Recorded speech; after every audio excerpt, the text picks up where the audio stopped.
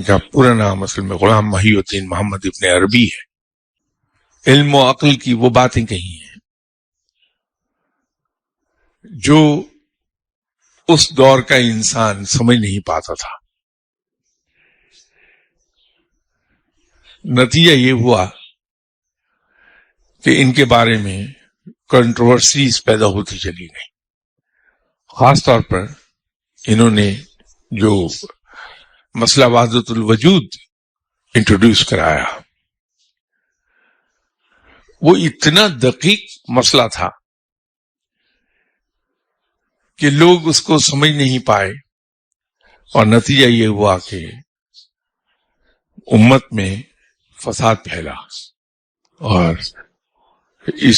ان کی اس تھیوری کے نتیجے میں پیدا ہونے والے اختلافات کے بہت سے ہزاروں مسلمانوں کی جان لے گئے.